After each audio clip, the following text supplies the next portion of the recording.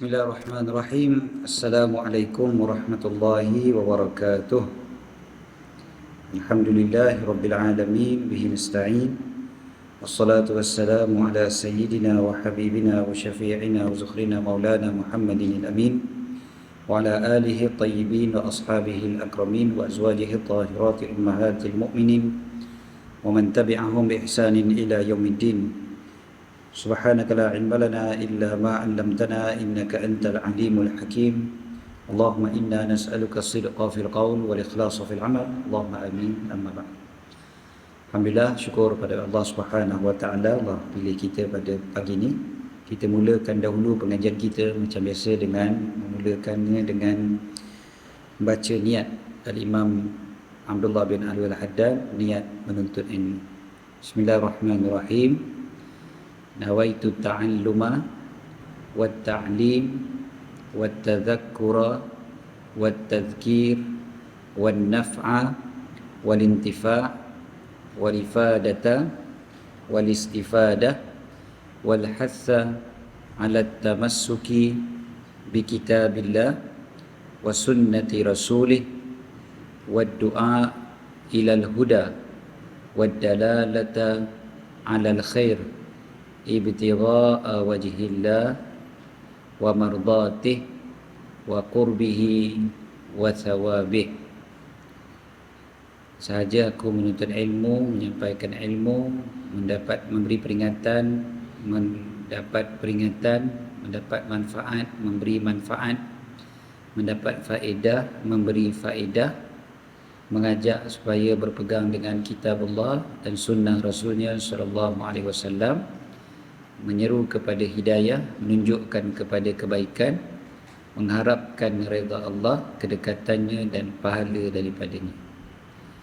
Alhamdulillah, syukur banyak pada Allah Ta'ala. Tak ada open house kan ini? Ya, saya gila kan. Orang Melayu kan gaya 2 bulan. Puasa sebulan, gaya 2 bulan kan. Jadi mana boleh tak ada open house kan ni? Mesti ada punya open house, orang kahwin dan sebagainya.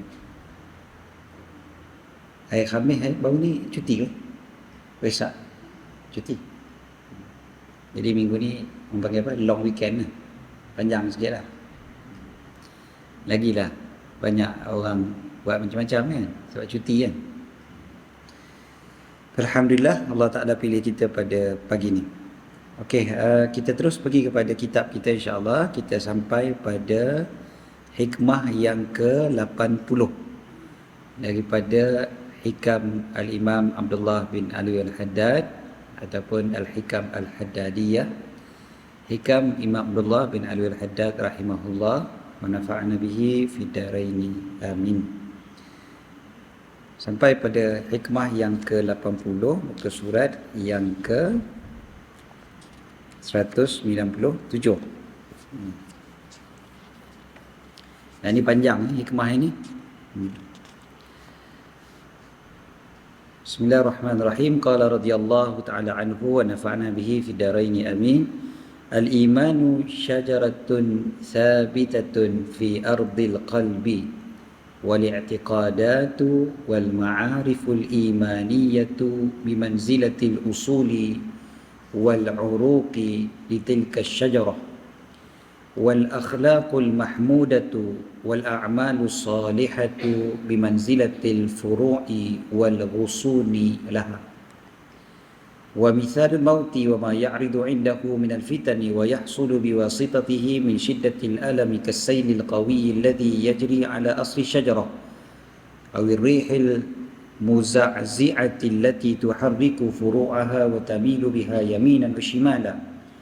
فإن لم تكن هذه الشجرة الشريفة في نهاية القوة والنمو والرسوخ فروعا وأصولا خيف عليها الانقلاع في ذلك الوقت. ومن أجل ذلك اشتد خوف الأكابر من سوء الخاتمة وزيغ القلب عند الموت. ثم إن القوادح والعوارض التي تعرض لأصولها من البدع والشكوك والاضطراب في أمر الآخرة يجري مجرى ما يعرض في أصول الشجرة من الآفات والأخلاق المذمومة والمعاصي تجري منها مجرى ما يقع لفروع الشجرة وأغصانها من العوارض فلا جرم أن كان الذي يقدح في الأصل ويوهنه أضر على الشجرة كثيرا من الذي يقع على الفروع ولهذا عظم أمر البدعة والشك في اليوم الآخر وكان على صاحبه أضر من المعاصي والمحرمات نسأل الله العافية والوفاة على الإسلام.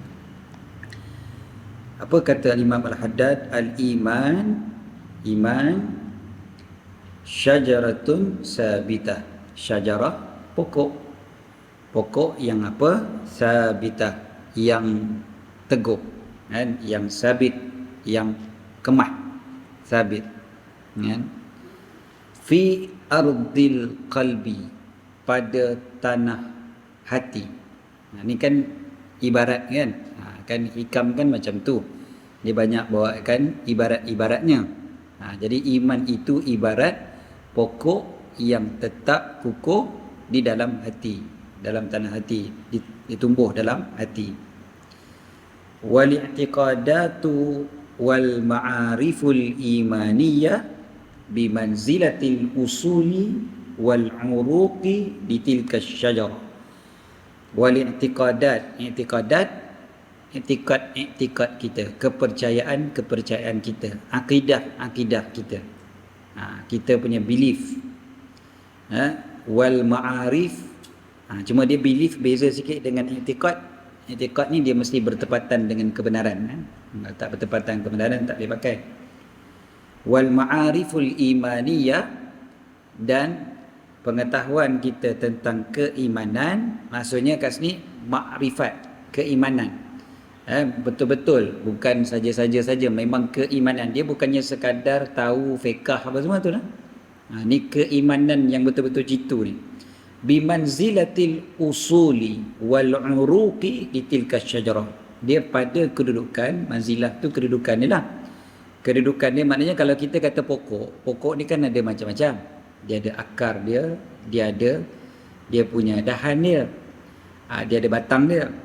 Jadi yang mana yang disebutkan sebagai akidah tu, dia seperti tunjang dan akar kepada pokok itu. Al-usul wal uruq. Al-usul asal, atau kita kata tunjang kepada pokok. Jadi dia paling penting sekali lah, kan? Bagi sebuah pokok memang tunjangnya lah yang paling penting sekali. Okey. Manakala akhlak pula, wal akhlaqul mahmudatu, akhlak yang terpuji, wal a'malus salihatu, dan amalan-amalan soleh, sembahyang kita, zakat, puasa, haji semualah, kan? Wal a'malus salihah bimanzilatil furu'i wal ghusuni laha. Dia punya kedudukan dia seperti ranting-ranting dan cabang-cabang kepada pokok tadi itu. Dia mencantikkan pokok, dia menyempurnakan pokok tadi. Kalau pokok tu ada batang aja, ataupun ada akar tunjang dan ada batang saja, tak ada ranting, tak ada dahan, tak cantik juga, kan? Jadi dia kena ada dua-dua lah. Tapi antara dua tu yang lagi penting adalah tunjangnya, adalah batang dia yang paling asal dia, bukannya dia punya dahan ataupun ranting. Ranting kalau patah dia boleh tumbuh semula, tak ada masalah. Jadi yang paling penting adalah dia punya akar ataupun tunjang dia. Okey, jadi wa misalul mauti, seumpama kematian, wa ma ya'ridu indahu minal fitan, dan apa yang terdedah padanya ataupun yang datang bersama dengannya daripada fitnah kat sini ni maksudnya keburukan yang boleh menyebabkan tercabutnya iman. Pasal apa? Antara waktu yang paling dahsyat sekali yang boleh menggugat keimanan seseorang adalah apabila hampir berlakunya kematian, kan? Apabila hampir berlakunya kematian, maka waktu itulah waktu yang paling dahsyat sekali syaitan akan cuba untuk kacau anak Adam. Dan dia memang begitu. Dia paling dahsyat sekali waktu itulah. Kita kata kita ni kan Allahumma salli ala sayyidina Muhammad. Bila nak meninggal dunia ni, kita perlu sangat-sangat Allah tetapkan hati kita. Waktu dah nak mati sangat tu, walaupun seumur hidup boleh buat baik, tapi risau sangat su'ul khatimah, na'udzubillah. Waktu sakaratul maut tu lagi kuat setan nak kacau, lagi macam-macam dia bagi tawaran pada kita. Dia kata, hang jangan percaya pada Allah Ta'ala, hang dapat hidup panjang lagi. Contohnya, dia buat deal macam tu dengan kita, padahal memang mati dah, tapi saja dia nak kacau, dia nak ganggu, dia nak goda kita. Jadi waktu tu disebutkan umpama kematian dan apa yang berlaku, fitnah-fitnah yang berlaku ketika itu, wa yahsulu biwasitatihi min syiddatil alam, dan terhasil dengannya daripada sakit yang bersangatan, sakit nak mati itulah. Sakit nak mati tu disebutkan bahawasanya sakit kematian itu lebih dahsyat daripada pukulan 1000 pedang. Lebih dahsyat daripada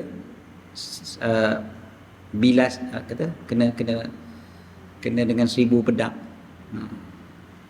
Jadi kita baru kena pisau sikit pun sakit dah. Cuba bayangkan 1000 kali kena dengan pedang. Jadi sakit mati lagi dahsyat lagi daripada tu. Dia datang waktu dengan sakit macam tu, syaitan pula datang pada kita, na'udzubillah. Syaitan datang pula, dia bagi tawaran macam-macam. Jadi memang sangat dahsyat waktu tu. Jadi perumpamaan dia seperti apa? Kasailil qawi, seperti banjir yang kuat, banjir yang deras, aliran air yang sangat deras. Alladhi yajri ala asli syajarah, yang lalu di atas daripada apa dipanggil tadi tu, pokok tu punya tunjang, lalu ke atas. Banjir kan, air deras lalu dia hentam pokok tu. Awir rihil muza'zi'ati allati tuharriku furu'aha, ataupun angin, rih tu angin, muza'zi'ah yang menggoncangkan, allati tuharriku furu'aha yang menggerakkan cabang-cabangnya, dahan-dahan tu, dahan-dahan pokok tu kan, angin ribut tolak, dahan-dahan pun goncang goyang habis. Wa tamilu biha yaminan wa shimala, dan menyebabkan dahan tadi tu dia bergerak kiri dan kanan. Ialah angin kan, angin yang kuat, angin yang kencang. Itu ibarat dia. Ibarat bila dah nak meninggal dunia, syaitan datang, ibarat kepada satu banjir yang besar ataupun angin ribut yang kuat sedang meniup pokok keimanan kita.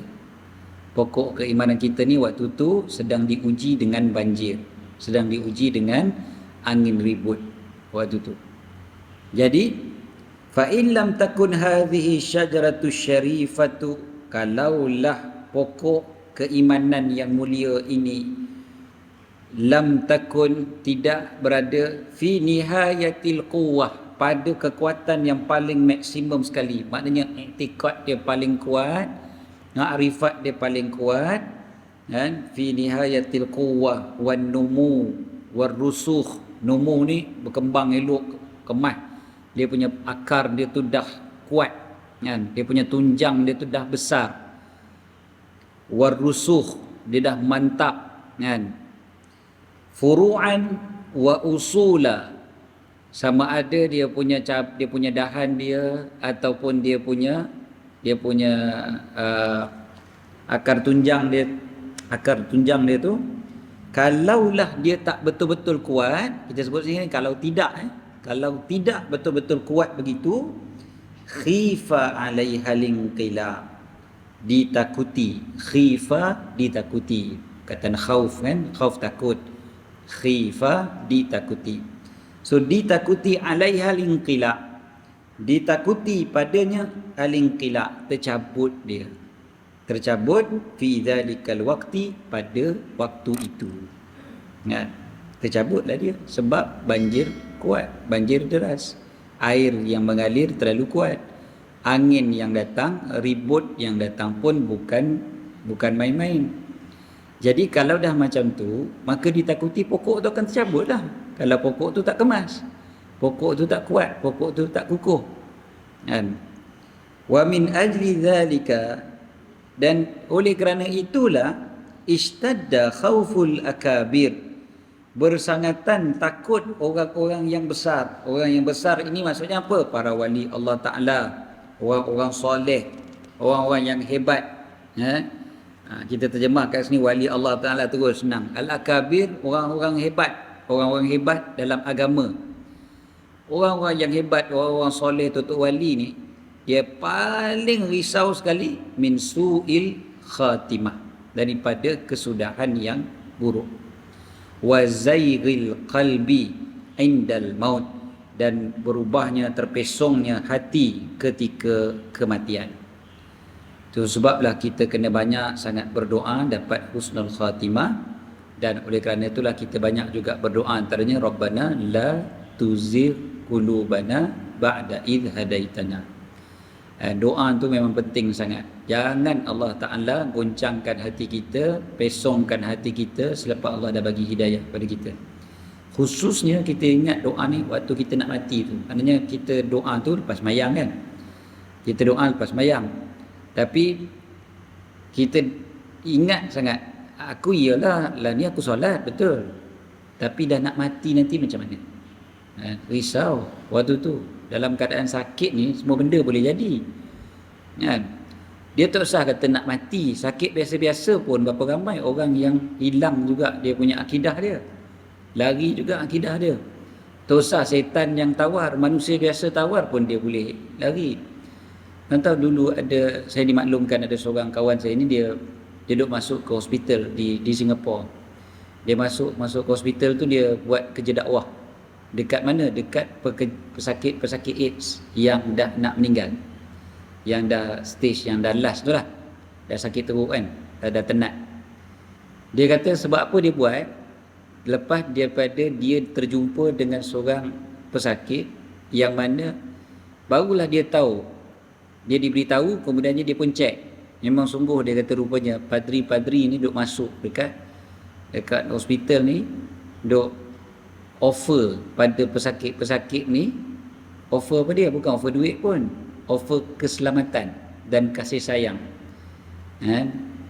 Dan dengan syarat percaya kepada agama Kristian. Dan banyak di kalangan pesakit-pesakit itu murtad, na'udzubillah, di akhir hayat mereka. Sebab padri ni datang dengan penuh kasih sayang. Keluarga tolak dah, keluarga halau mereka ni.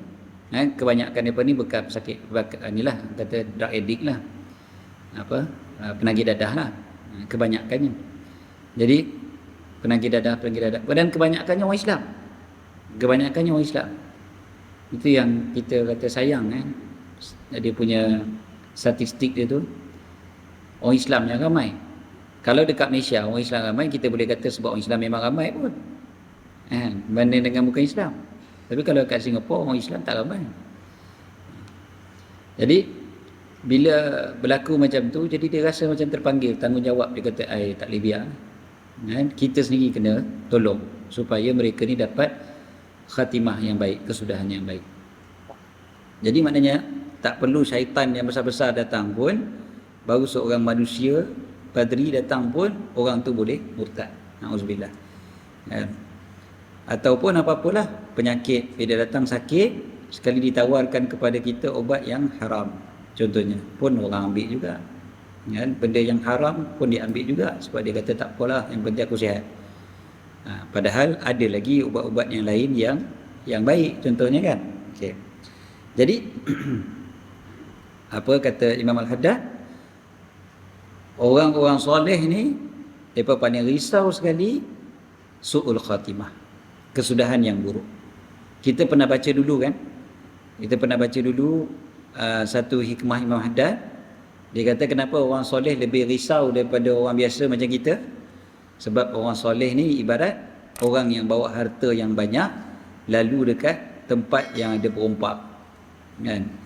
Jadi dia paling risau sekali, sebab dia ada harta yang banyak. Kita ni bawa 2 kupang je. Lalu dekat tempat banyak perompak pun kita boleh bagi 2 kupang je. Tak adalah risau sangat. Tak apa risau lah. Bukanlah tak bawa duit langsung, bawa lah, tapi sikit je. Jadi bila kita bawa sikit, kerisauan kita pun tak banyak sangat. Orang soleh ni yang dia bawa berlambak-lambak segala macam harta, risaulah kalau kena ropak. Oleh kerana tu orang soleh lebih risaukan su'ul khatimah banding dengan kita. Kita doa juga minta husnul khatimah, tapi minta tu relax je. Allahumma khtim lana bi husnil khatimati wala takhtim alaina bi su'il khatimah, sambil kau hidung. Jadi maknanya relax je, dia tak rasa benda tu sangat-sangat penting kan? Sebab amalan tak banyak. Jadi orang soleh dia risau sangat benda ni. Dia katakan min su'il khatimah wa zayril qalbi. Kita pun tahu kan penutup tu yang paling penting sekali kan, innamal a'malu bil khawatim, hanya saja amalan-amalan pada penghujung-penghujungnya. Okey. Jadi paling penting sekali penghujung ni. Jadi risau gitu. Ingat je lah ni, ibadat pokok ni akan kena hentam dengan angin dan air yang deras. Jadi agak-agak macam mana pokok keimanan aku? Okey tak? Kan? Thumma innal qawadiha wal awarida allati ta'ridu li usuliha. Kemudiannya perkara-perkara yang dipanggil awarid, benda yang mendatang ni, ataupun benda-benda yang merosakkan, al-qawadih, ya, benda-benda yang memburukkan, yang merosakkan. Sesungguhnya segala yang merosakkan, ya, wal awarida allati ta'ridu li usuliha, perkara-perkara yang buruk yang berlaku kepada apa?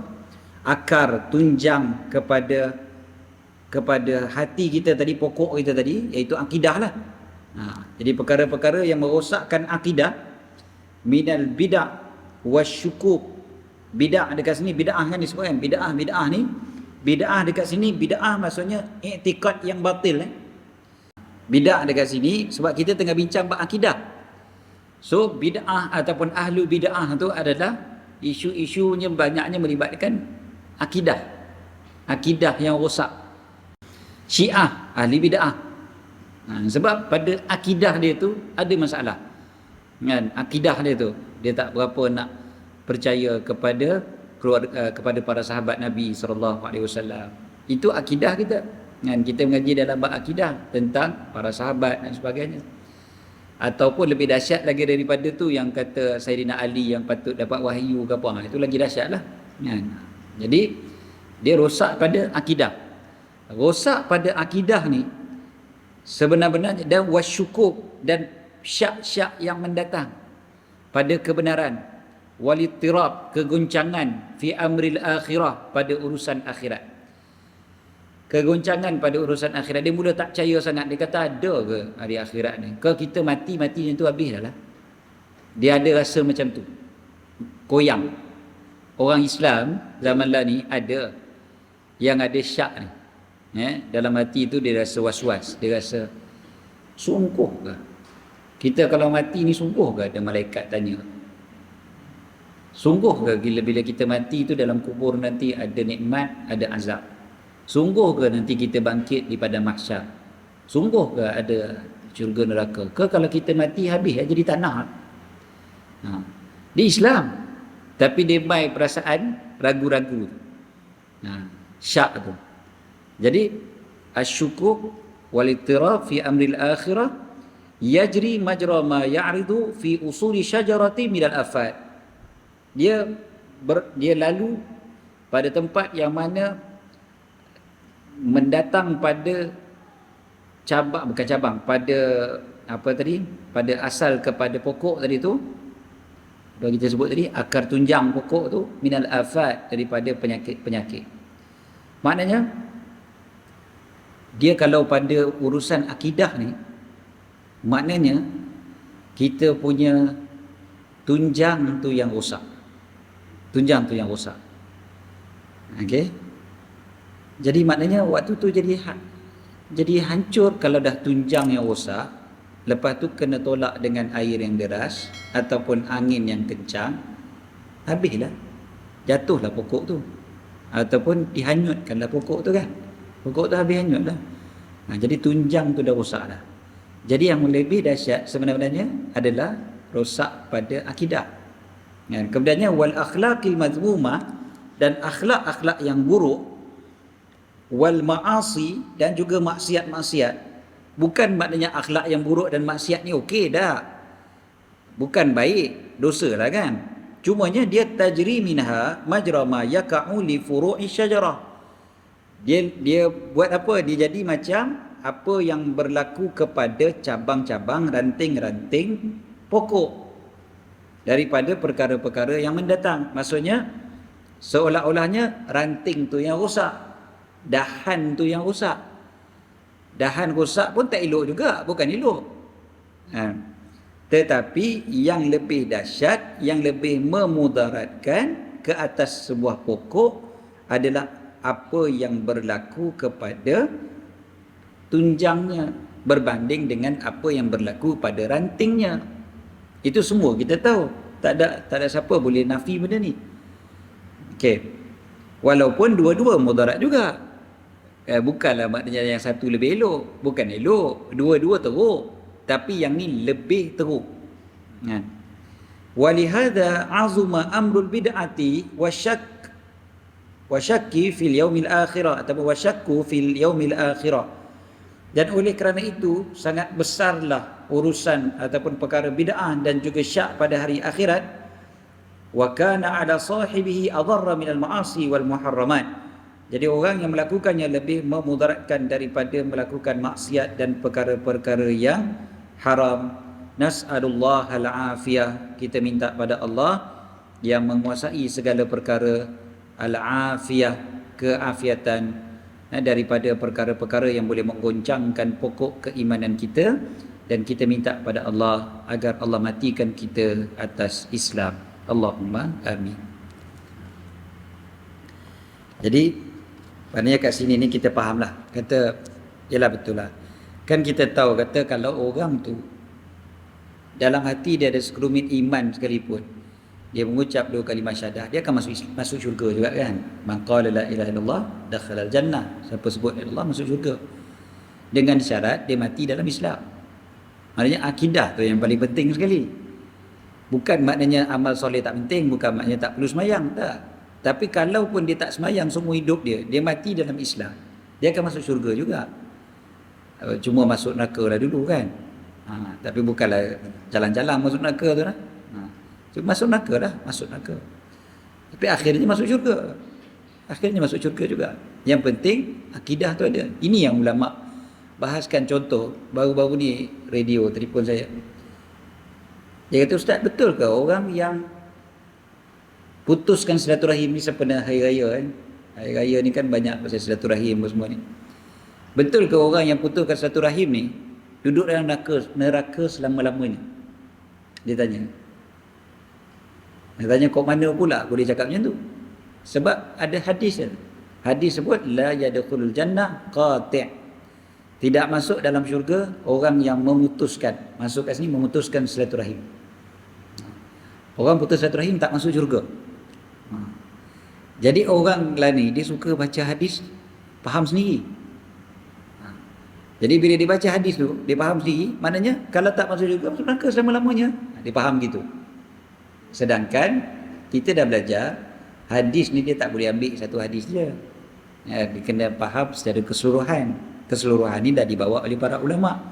Jadi dalam akidah kita mengaji, orang yang beriman mengucap dua kalimah syahadah boleh masuk syurga. Bercanggah ke dengan hadis tadi? Dia tak canggah. Yang dimaksudkan dengan tak masuk syurga, orang yang putuskan silaturahim, maksudnya dia tak masuk syurga teruslah. Dia tak terus direct masuk syurga. Dia kena masuk neraka dulu, na'udzubillah. Nak tunjukkan apa dia? Nak tunjukkan putus silaturahim ni dosa besar. Dosa besar. Masuk neraka. Na'udzubillah. Jadi la yadkhulul jannah qati', tak masuk syurga orang yang putuskan silaturahim, maksudnya tak masuk syurga direct. Dia kena masuk neraka dulu. Na'udzubillah. Jadi bukan jalan-jalan juga putus silaturahim ni jangan ingat hubungan kita sama manusia dekat dunia aja. Jangan ingat dekat dunia saja dia punya kesan. Kesan dia bawa ke akhirat.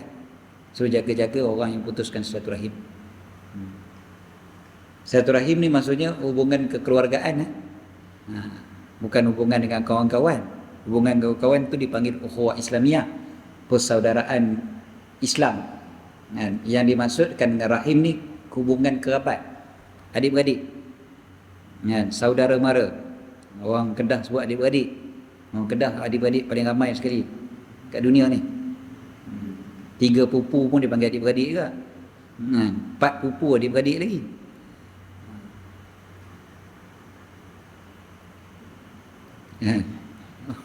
Kan adik-beradik paling ramai kat dunia orang Kedah kan.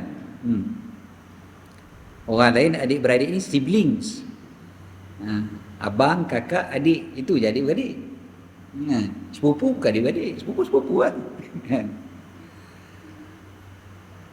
Okey.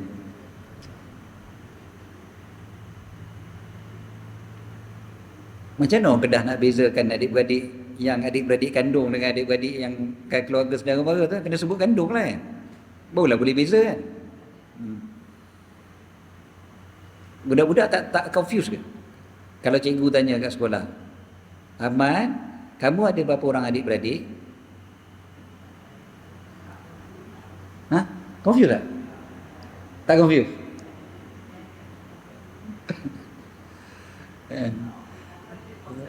Macam mana?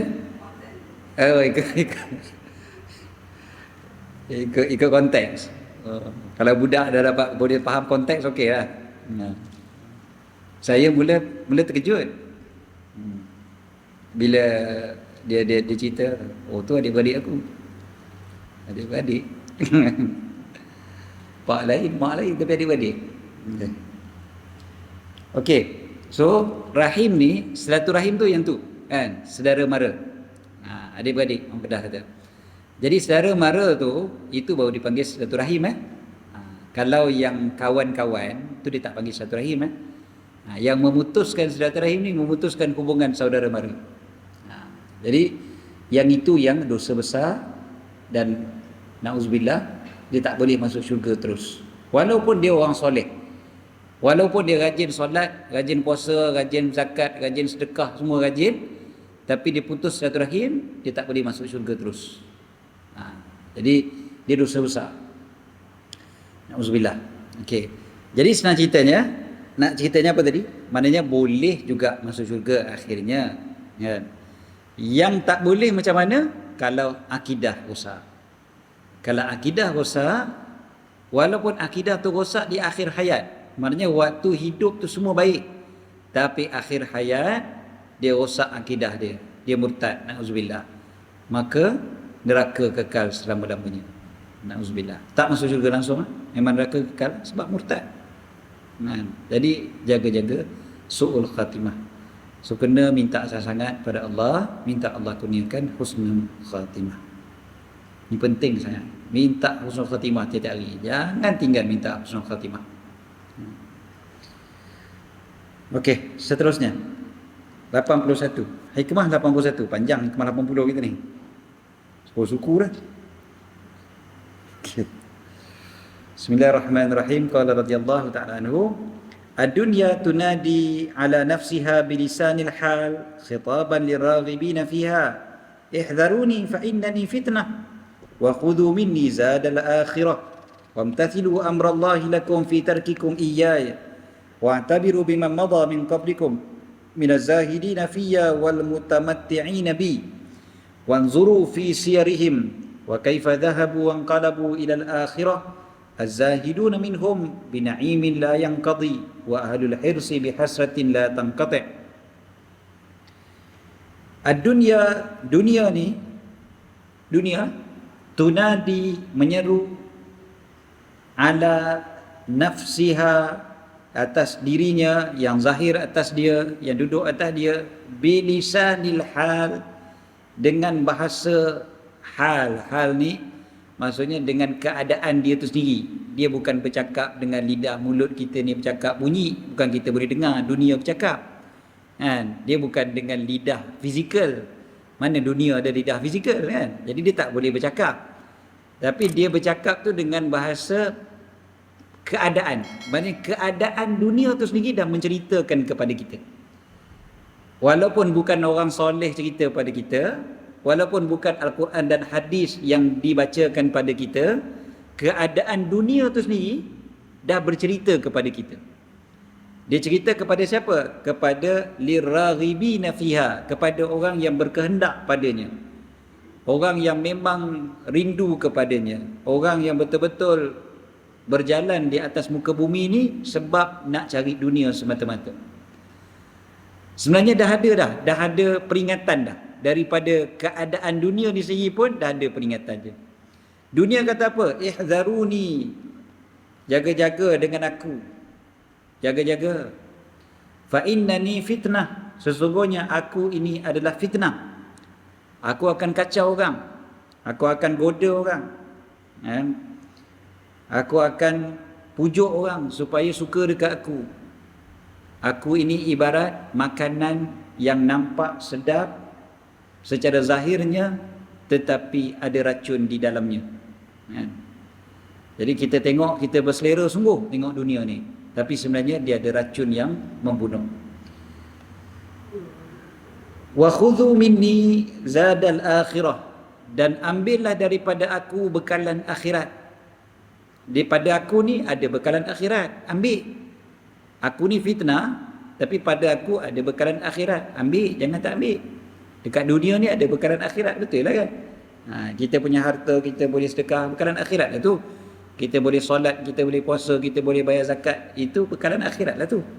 Wamtathilu amrallahi lakum fi tarkikum iyyai, dan ikutlah perintah Allah untuk kalian pada meninggalkan kalian pada aku. Maknanya Allah dah suruh hampa tinggalkan aku, ikutlah. Dunia dah cakap macam tu dah. Dia kata ikut perintah Allah, Allah suruh tinggalkan aku ni tak ada apa.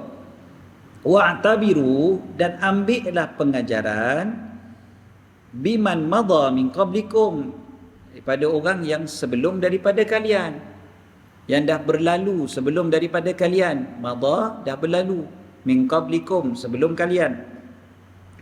Minaz zahidina fiyya, sama ada di kalangan orang yang zahid pada aku. Zahid orang yang zuhud lah, orang yang zuhud pada aku. Wal mutamatti'ina bi, dan orang yang bersonok-sonok dengan aku. Ada dua golongan. Hang tengok sikit kat dua golongan ni. Ada golongan yang zuhud pada aku, ada golongan yang bersenang lenang dengan aku. Dua-dua ni dah tinggalkan kamu. Dah hilang, dah berlalu pergi. Dah matilah generasi sebelum kita. Wanzuru fi siyarihim, dan perhatikanlah pada perjalanan hidup mereka, sirah mereka. Wa kaifa dhahabu, bagaimana mereka pergi. Wanqalabu ilal akhirah, dan bagaimana mereka berpindah ke hari akhirat nanti. Macam mana?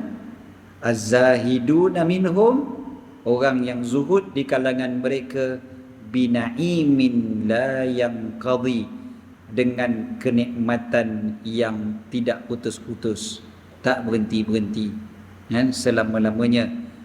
Wa ahlul hirsi, dan orang yang tamak pada aku, orang yang bersenang lenang dengan aku itu, bihasratin la tanqati', dengan penyesalan yang tidak putus.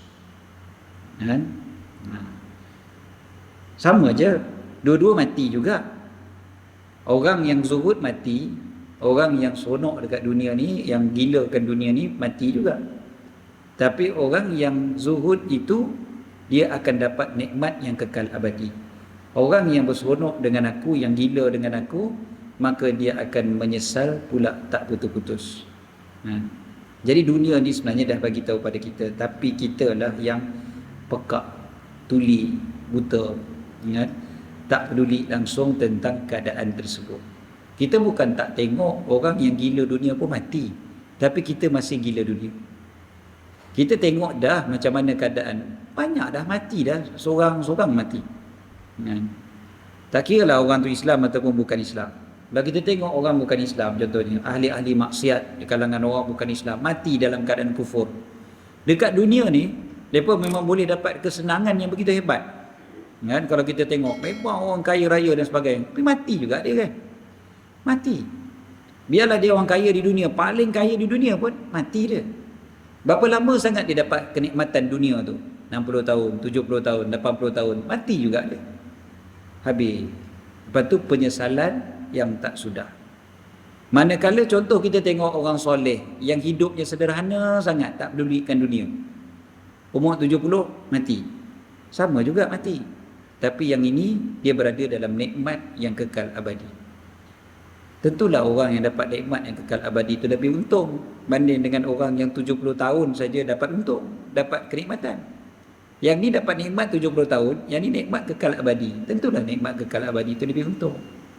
Tapi kita itulah, kita tak nampak dengan mata hati. Kita nampak dengan mata fizikal, maka menyebabkan kita masih lagi rebut dunia.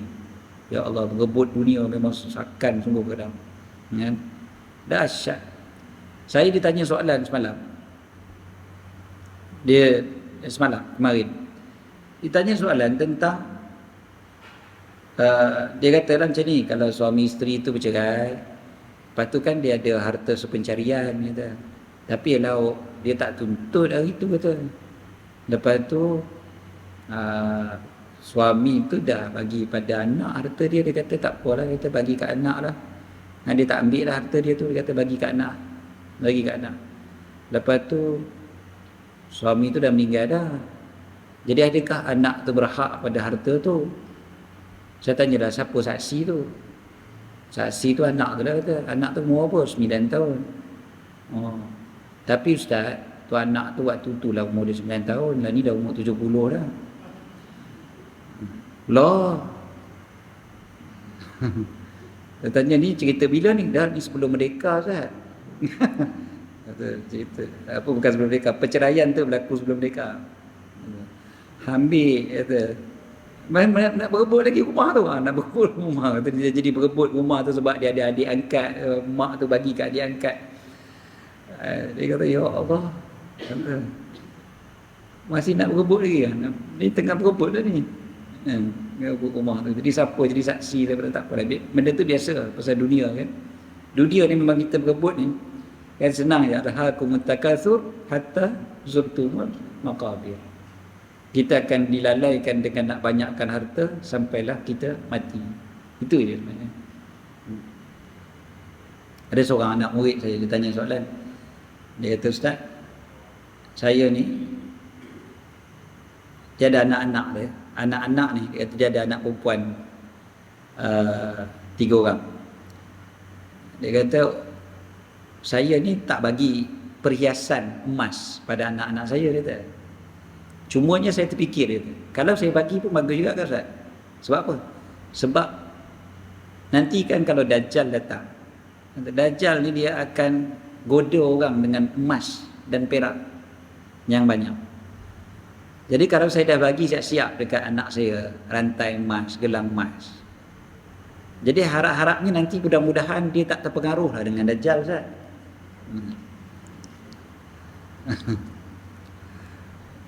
Kesalah cara fikir saya, dia tanya. Sebab dia tak bagi lagi lah. Dia kata tapi kalau itu boleh menyelamatkan anak dia nak bagi dia. Bukan dia tak ada duit, dia ada duit. Tapi kalau boleh menyelamatkan anak dia daripada Dajjal, dia nak bagi. Dia kata ingat je lah dalam hadis sebut manusia ni dia dah dapat satu lembah emas pun dia nak lembah yang kedua. Dia takkan pernah cukup. Kan? Memang manusia dia dihiasi dengan kecintaan dia kepada emas dan perak. Maknanya kepada kekayaan. Manusia ni dia memang seronok dengan kekayaan. Jadi melainkan orang yang Allah rahmati. Yang kata-kata hikmah dekat sini, dunia ni dah ingatkan kita dah. Kau sibuklah gilakan dunia sekalipun, gilakan harta benda, kau akan mati juga satu hari nanti. Dan orang yang tak gilakan dunia tu pun mati juga. Tapi dia berada dalam nikmat yang kekal abadi. Sedangkan orang yang gilakan dunia berada dalam penyesalan yang selama-lamanya.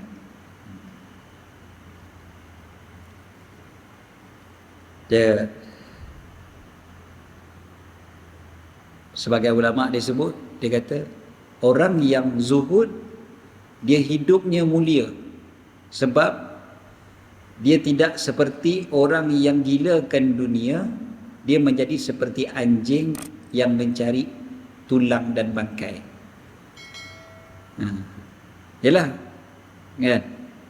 Orang yang gilakan dunia, sebab dunia ni kan dia lebih hina daripada bangkai. Jadi orang yang gilakan dunia ni, dia telah merendahkan diri dia duduk seperti anjing yang mencari bangkai. Sedangkan orang yang zuhud itu, dia yang mulia. Dia tak kisah bangkai. Nak cari bangkai, pergilah. Nampak dah dia punya kemuliaan kat situ kan? Nampak kehebatan dia. Jadi orang yang zuhud tu sebenarnya lebih mulia daripada orang yang gilakan dunia. Walaupun nampak dari mata kasar, orang yang zuhud itu yang lekeh. Mungkin. Cuma zuhud ni tak mesti miskin, kita sebut kan sebelum-sebelum ni. Zuhud tak mesti miskin. Tapi dia tak peduli. Dia tak kisah. Dan Allah kurniakan kita sifat tu. Kadang-kadang kita ni Allah Ta'ala kurniakan kita zuhud pada sebahagian perkara, tapi tak zuhud pada sebahagian perkara yang lain. Dia boleh jadi begitu kan. Sebab dalam Quran tu Allah Ta'ala cerita, Zuyyina lin-nasi hubbus syahawati minan nisa'i wal banina wal qanatiril muqantarati minadh dhahabi wal fiddah. Allah Ta'ala ceritakan banyak benda yang manusia ni dia jadi seronok. Ada orang dia seronok dengan benda ni, dia tak seronok dengan benda lain. Ada orang dia seronok, dia tak seronok dengan benda ni, dia seronok pula dengan benda lain. Macam-macam lah. Kan? Ada orang dia macam tu, Zuyyina lin-nasi hubbus syahawati minan nisa. Dia seronok pada wanita, maksudnya pada pasangan. Ada orang pasangan dia tak kisah sangat, tapi dia gila cari harta. Emas perak. So emas perak tu. Ada orang dia tak peduli yang itu, dia pedulikan kenderaan.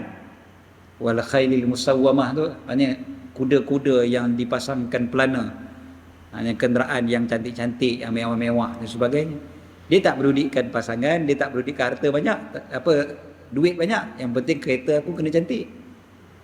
Dia macam-macam nak tunjukkan apa kat situ. Manusia ni dia ada pelbagai titik kelemahan dia. Dia tak semestinya semua sekali. Ada orang semua sekali.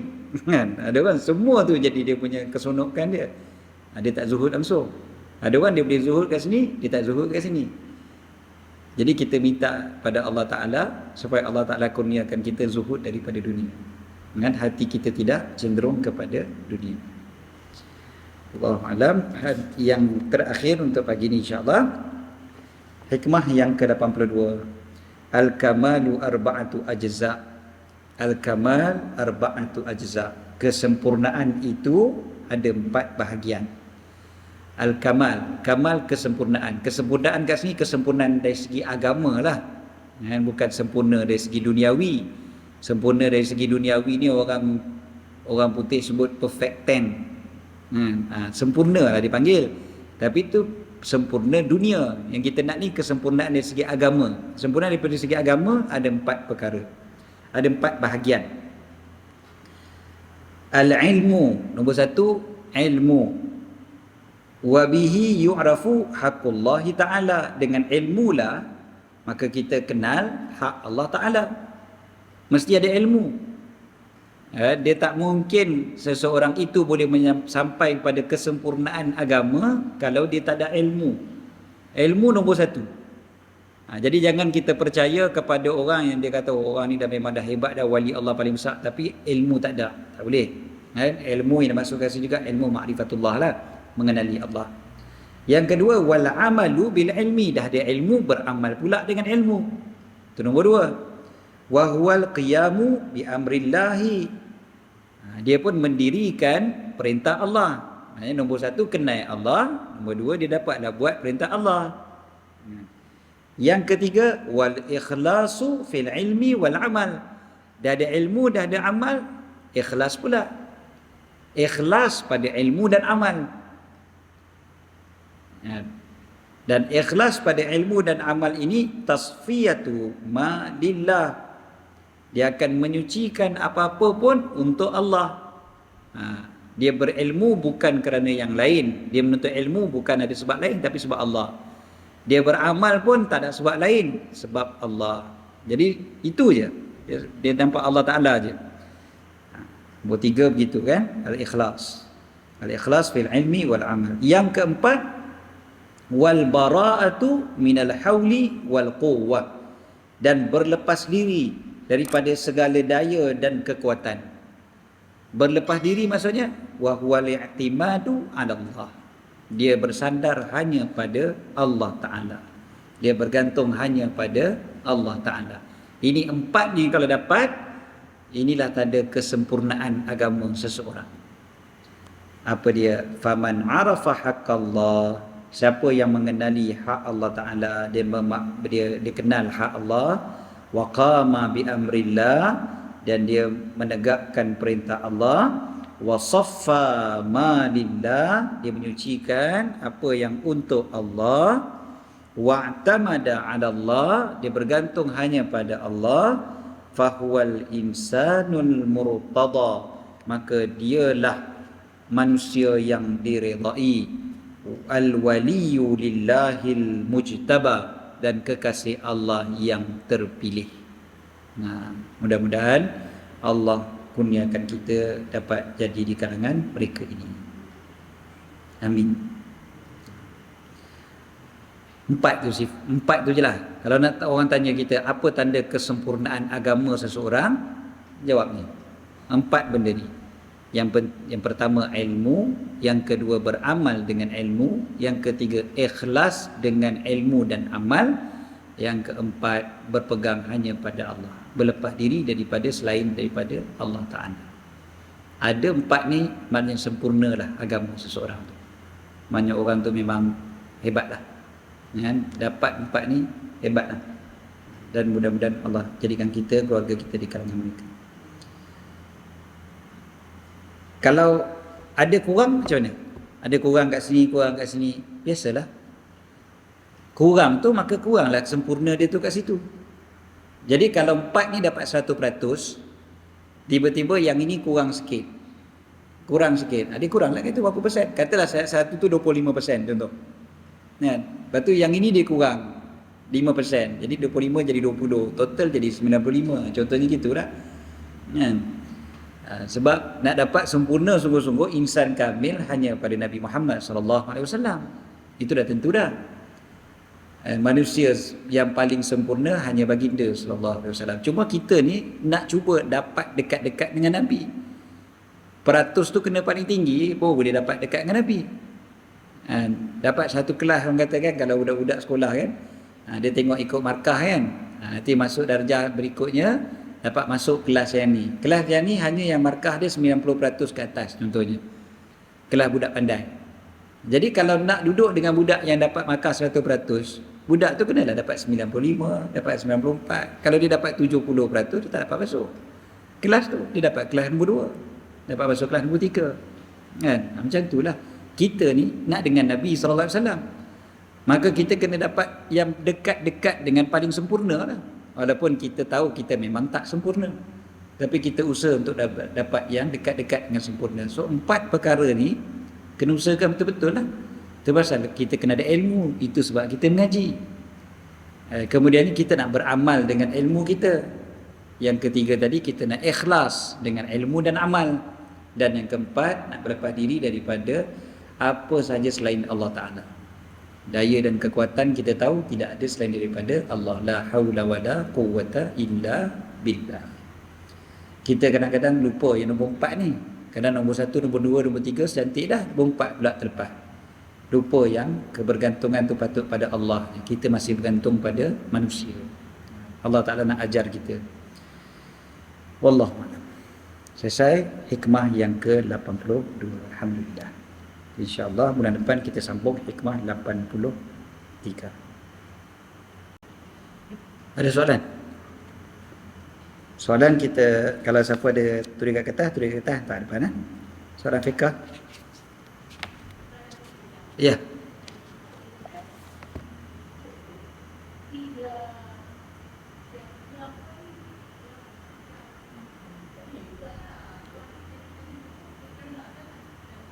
Dunia pun nak juga.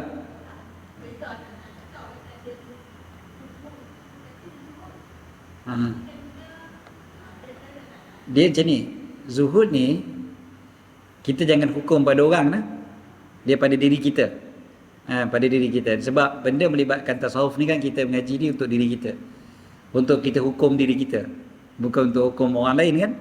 Tapi kita boleh nasihat lah orang lain, anak kita ke apa, kita nak nasihat kan, nasihat lah. Tapi zuhud ni benda dalam hati, hati yang tidak cenderung kepada dunia. Jadi macam kita sebut tadi, hati kita ni pula, zuhud itu sendiri pun dia ada persen dia.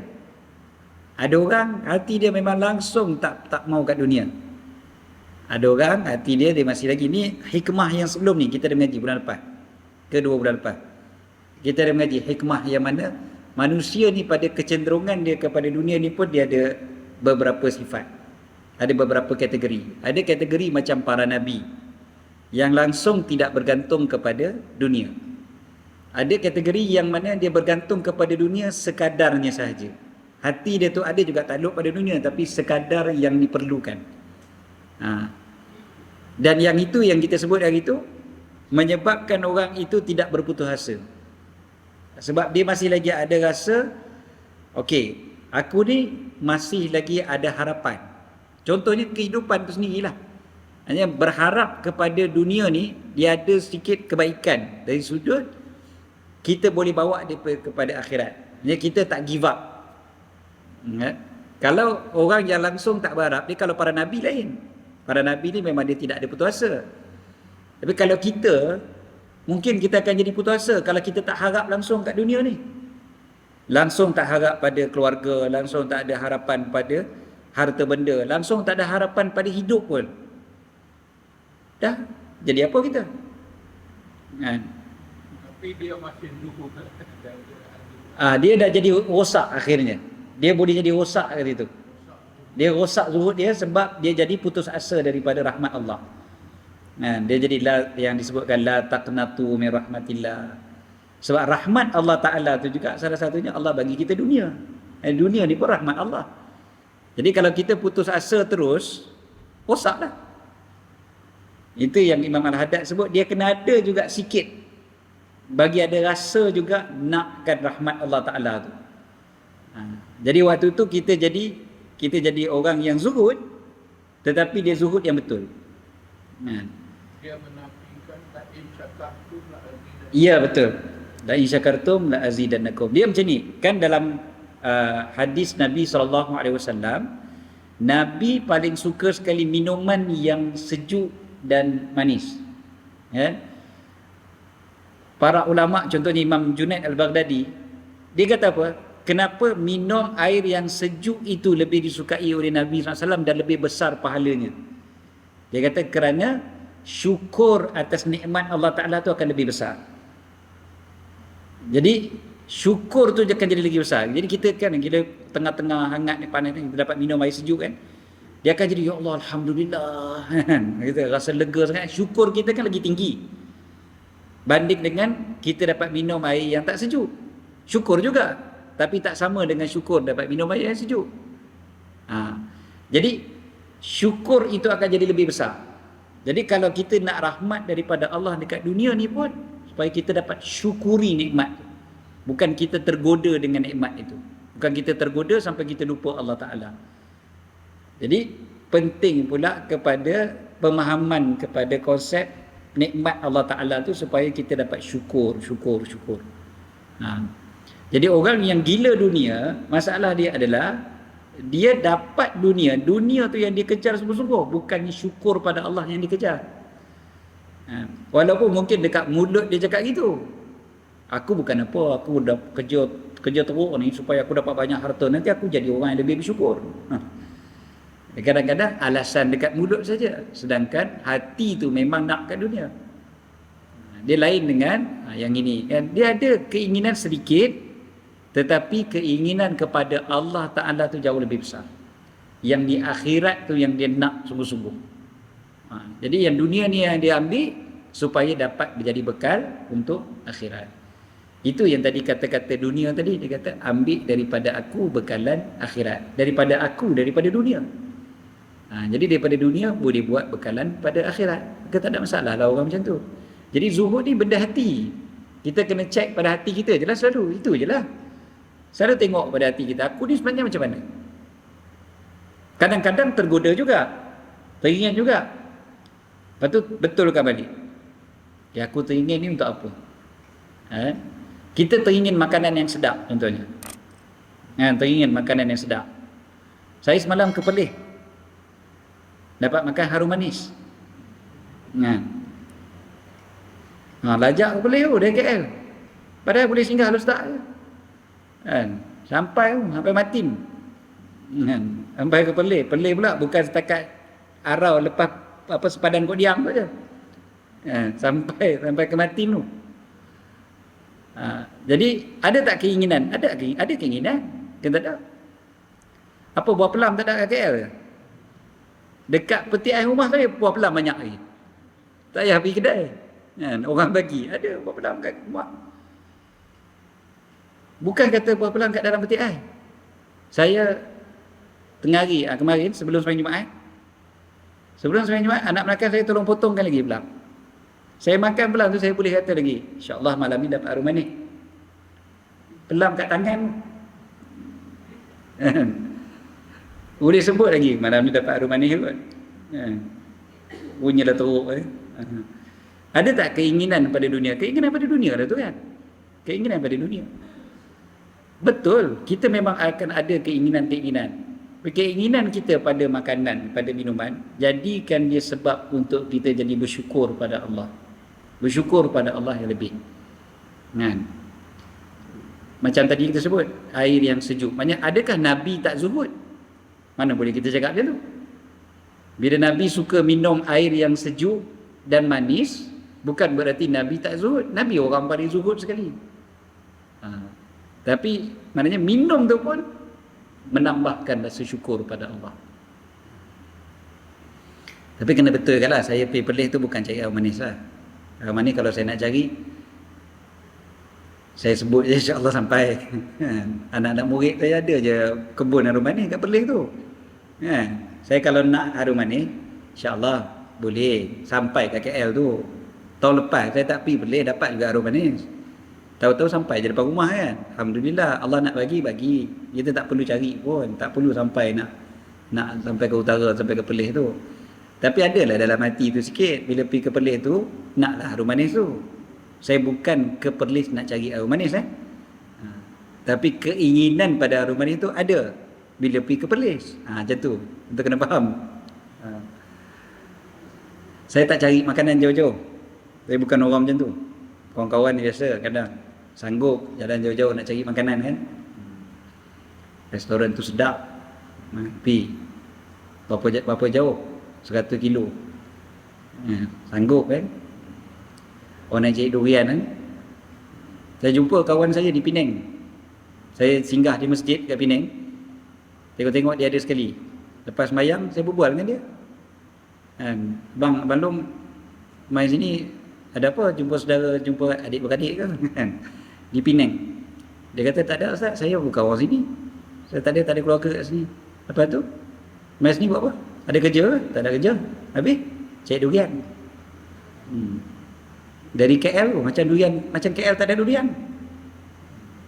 Naik Myvi, suami isteri sampai ke balik pulau tu kan.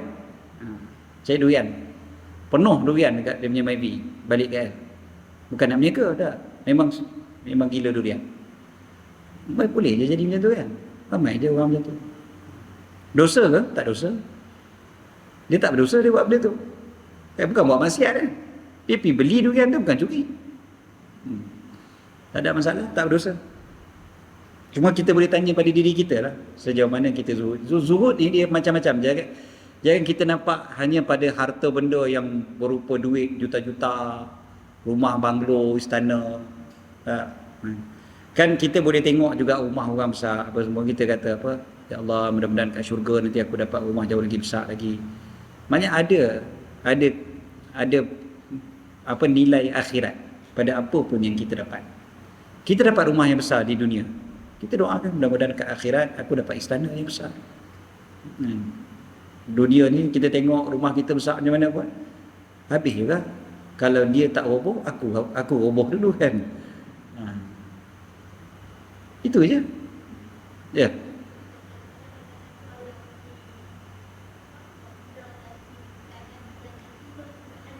Bukan. Jadikanlah dunia di tangan kamu, bukan di hati kamu, tu kan. Tak apalah. Kata-kata hikmah tu kan. Betul lah tu. Apa masalah? Betul lah. Kadang-kadang dimasuk sikit dalam hati, takkan tak masuk. Tapi cara macam mana? Lepas tu kan ada doa juga. Doa, okey. Doa yang diajar pada kita, ya Allah, keluarkanlah daripada aku, Allahumma akhrij min qalbi kulla qadarin minad dunia, setiap kadar daripada dunia, setiap kemuliaan daripada dunia yang menjauhkan aku daripada musyahadahmu, daripada mengenalkan Engkau, ya Allah. Dunia yang boleh menjauhkan kita daripada Allah, yang itu yang kita minta dikeluarkan daripada hati kita. Bukan dunia yang boleh mendekatkan kita pada Allah. Anak, isteri, pasangan kita tu pun kan dunia. Kan dalam Quran sebut fitnah. Anak-anak tu kan jadi fitnah. Betul lah. Fitnah, dunia, dia dunia. Tapi anak dan pasangan boleh bawa kita pada makin dekat dengan Allah. Jadi kita tak adalah maknanya mengeluarkan terus dunia daripada hati kita sampai anak kita, pasangan kita pun kita tak sayang dah. Ni semua dunia. Langsung tak ada dalam hati. Mana boleh macam tu? Nabi SAW boleh turun dari mimbar, peluk, angkat cucu baginda. Jadi maknanya bukan maknanya langsung tak ada dalam hati kan. Dunia juga tu kan. Dunia tapi yang tidak menjauhkan kita daripada Allah. Dia jangan yang dunia yang boleh menjauhkan kita daripada Allah. Itu yang kita minta keluarkan daripada hati kita. Jangan ada dalam hati kita dunia yang menjauhkan kita daripada mengingati Allah. Itu kita tak mahu. Tengok rumah saya dengan kawan saya semalam jalan dalam kereta kan, lalu kat Kedah kat Perlis ni, rumah kan banyak besar-besar. Kedah Perlis ni rumah besar banding dengan KL. KL rumah sekanggang kera pun harga 1 juta dah. Jadi bila kita tengok rumah besar-besar ni, kita sebut kata, ya Allah, rumah depa lah. Tanah luas macam ni. Kami orang Kuala Lumpur, mana dapat macam tu? Jadi bila tengok itu kan, rumah besar, tanah luas, semua Masya Allah. Tak apalah, bukan tak ada langsung dalam hati kan. Bukan langsung tak ada apa lah. Nanti kubur juga ada apa. Sama je luas kubur kita dengan dia. Agak-agak jadi wali Allah kan kalau macam tu. Bukanlah maknanya terus jadi macam tu. Tak ada masalah untuk kita tengok kan. Tengok kereta, hebat kereta ni. Macam saya biasa sebut itu. Tengok kereta harga 1 juta, 2 juta. Bukan kita tak kereta ni. Bukan tak ada langsung perasaan tu. Ada. Tapi jangan perasaan tu sampai menjauhkan kita daripada Allah. Itu yang silap. Kalau sampai menjauhkan daripada Allah, na'udzubillah. Itu minta keluar jauh-jauh daripada hati kita. Tak mahu. Ya. Ada soalan fiqh? Puasa 6 ke? Ada dia punya dialog dia. Saya tak banyak dah Ustaz, puasa 6 tinggal 6 hari je. Ada. Tinggal 6 hari je Ustaz. Tak banyak, 6 hari je.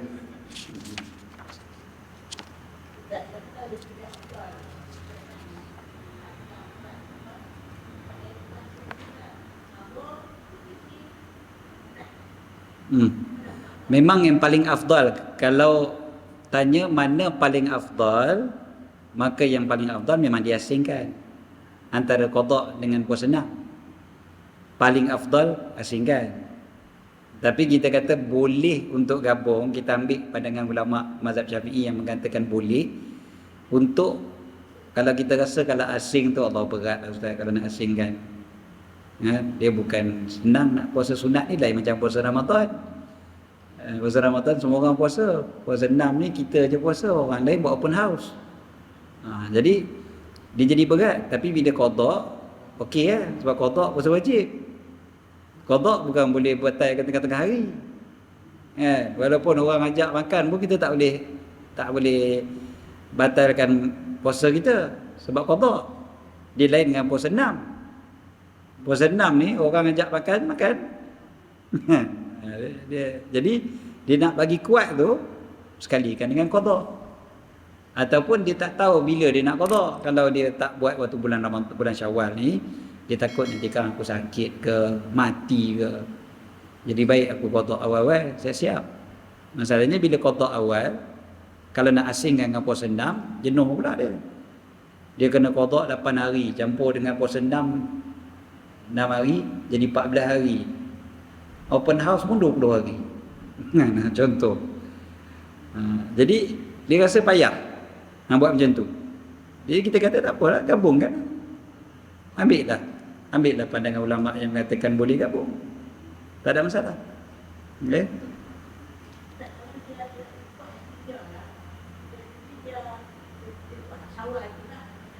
Dia buat puasa 6 dulu. Qada tu nantilah. Boleh? Boleh. Sebab apa boleh? Sebab qada ni kita boleh buat selagi mana belum Ramadan yang tahun depan. So memang puasa qada dia punya waktu dia luas. Kalau kita tinggalkan puasa itu dengan keuzuran, kalau tinggal puasa dengan keuzuran, maka qada memang lapang selagi mana belum Ramadan tahun depan. Dia beza dengan kalau tinggalkan puasa itu tanpa keuzuran. Saja-saja pergi makan, orang kata apa, geng plastik hitam. Dia makan waktu siang hari bulan Ramadan, dia tahu dia kena qada. Yang tu tak boleh tangguh-tangguh qada dia. Dia kena segera qada. Okay? Jadi bergantung pula dia qada yang jenis mana. Kalau dia yang jenis ada keuzuran, ya memang dia boleh tangguhkan qada dia. Dia boleh puasa 6 dulu, tak ada masalah.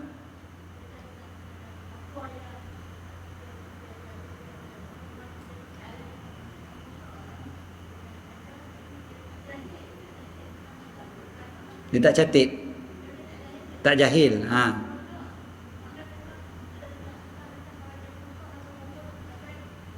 Hadis, ada hadis, takkan sama. Betul, ada hadis. Jahil, mudah-mudahan Allah ampunkanlah. Dalam keadaan saja-saja buka puasa, qada lah sepanjang tahun sekalipun, dia takkan dapat menyamai satu hari yang ditinggalkan tu. Bukan bermakna tak ada qada. Jangan macam tu. Kalau macam tu tak ada qada dah ustaz. Kalau qada setahun pun tak lepas satu hari tu. Kalau tak qada dosa. Dia wajib qada kan. Jadi wajib ni maknanya kalau tak buat dosa. Jadi kena qada lah. Cuma nak cerita pahala tu dia takkan sama. Dia takkan dapat menyamai yang dia tinggalkan. Mana boleh sama. Ini kalau orang yang tinggalkan dalam keadaan tak ada keuzuran, tak ada keuzuran. Saya saja tinggalkan puasa. Betul? Itu memang hadis. Wa in samad dahr, kata Nabi, walaupun dia puasa sepanjang tahun. Ya.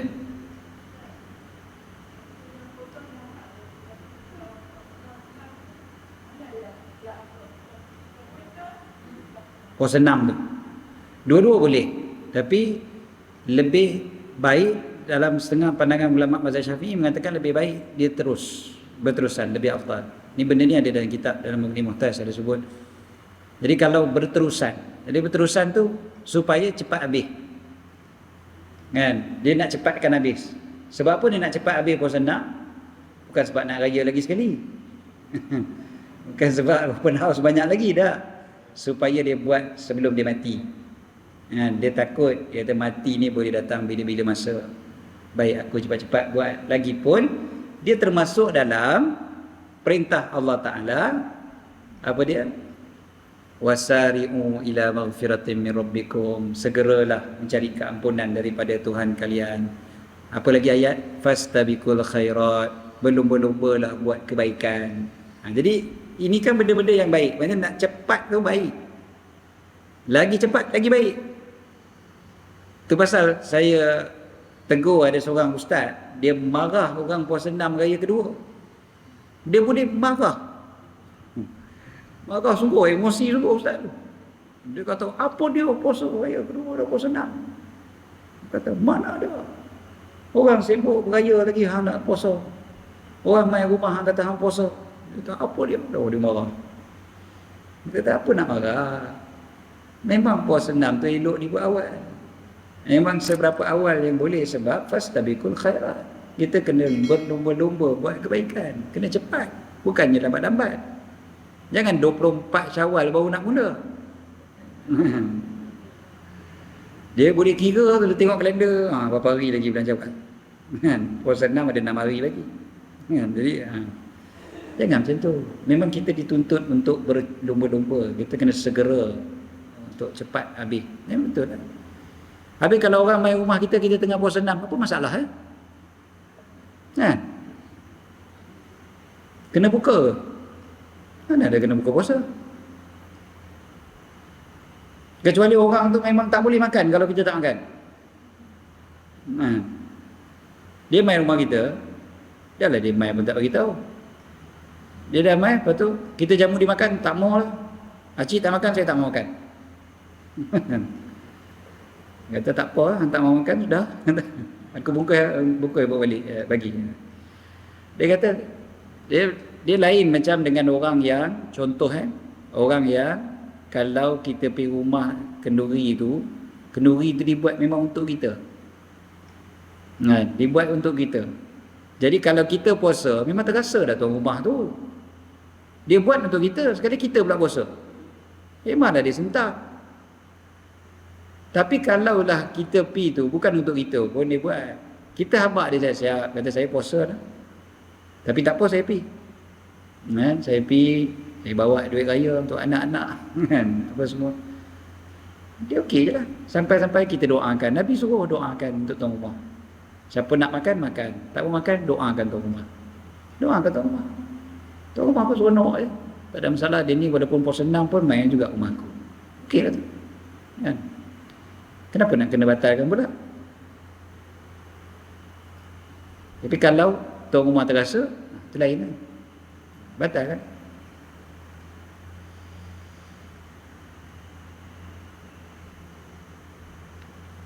Cuma kita ni biasa kalau kita dah puasa 6, kita akan susun jadual kita. Bila kita nak pergi rumah orang. Kita boleh pergi waktu malam. Kita boleh pergi waktu lain. Kita pergi rumah orang yang tak terasa dulu. Yang jenis dah faham-faham dah. Ataupun kita pergi rumah yang kawan kita tu pun memang puasa 6 juga. Kita pun tahu dah, sama je. Ataupun kita pergi buka puasa kat rumah dia, pun boleh juga. Abang saya 2 hari lepas dia buat majlis ajak adik-adik semua makan kat rumah dia. Seorang lagi abang saya puasa 6. Dia kata boleh tak dia main lewat sikit dekat maghrib. Jadi boleh makan buka puasa. Abang saya kata boleh kalau ada makanan lagi. Kalau makanan ada balance lagi boleh. Tak makanan habis kita grab je lah. Itu je lah. Maksudnya tak ada masalah lah kan. Tak adalah terasa pun. Apa masalah? Wallah. Jadi jawapan dia berturut-turut, ia berturut-turut lebih baik. Supaya dapat berlumba-lumba mengajar kebaikan. Wallahu a'lam.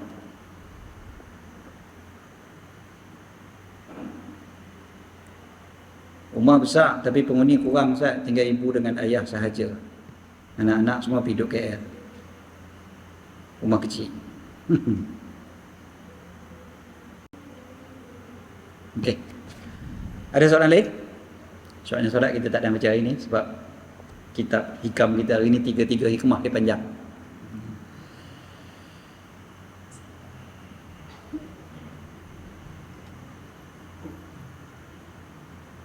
Buku syoknya solat ada dekat kereta kalau siapa yang tak ada lagi siapa yang nak beli ada kita.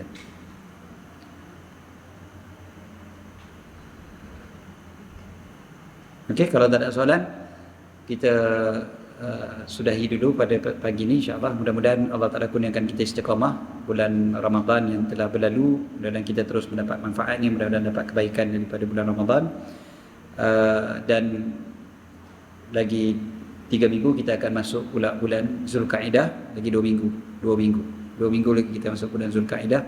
Bulan Zulkaidah dah masuk bulan haram, kan, bulan yang dimuliakan oleh Allah. Zulkaidah, Zulhijjah dan Muharram. Jadi 3 bulan ni bulan-bulan yang mulia, manfaatkanlah sebaik-baiknya. Lagi 2 minggu je lagi ni. Bulan Zulkaidah lebih mulia lagi daripada bulan Syawal nah. Orang kita bulan Syawal yang dia sambut sungguh-sungguh. Bulan Zulkaidah dia tak peduli dah. Dia kata apa? Habis dah raya. Padahal kalau orang yang pulun buat ibadat, bulan Zulkaidah tu yang dia lebih seronok lagi. Sebab bulan Zulkaidah bulan haram, bulan yang Allah lipat gandakan pahala bagi orang yang beribadat padanya. Jadi cukup setakat tu insya-Allah untuk kali ini. Minta maaf salah dan silap. Aku qauli hadza wa astaghfirullahal azim li wa lakum. Bismillahirrahmanirrahim. Rabbana anfa'na bima 'allamtana, rabbi 'allimna alladhi yanfa'una, rabbi faqihna wa faqih ahlana wa qarabatin lana fi dinina ma'al qudri unsa wa dhakar.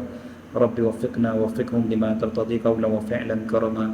وارزق الكل حلالا دائما واخلا اتقياء علماء نهض بالخير مكفى كل شر ربنا اصلح لنا كل شؤون واكر برضا منك العيون واقض عنا ربنا كل الديون قبل ان ياتنا رسول المنون واغفر واستر انت اكرم من ستر وصلاة الله تغشى المصطفى من الى الحق دعانا والوفاء بكتاب فيه للناس الشفاء وعلى الآل الكرام الشرفاء وعلى الصحب المصابيح الغرر اللهم اهدنا بهداك واجعلنا ممن يسارع في رضاك ولا تولنا وليا سواك ولا تجعلنا ممن خالف أمرك وعصاك وحسبنا الله ونعم الوكيل ولا حول ولا قوة إلا بالله العلي العظيم صلى الله عليه وسلم محمد وعلى آله وصحبه وسلم الحمد لله رب العالمين.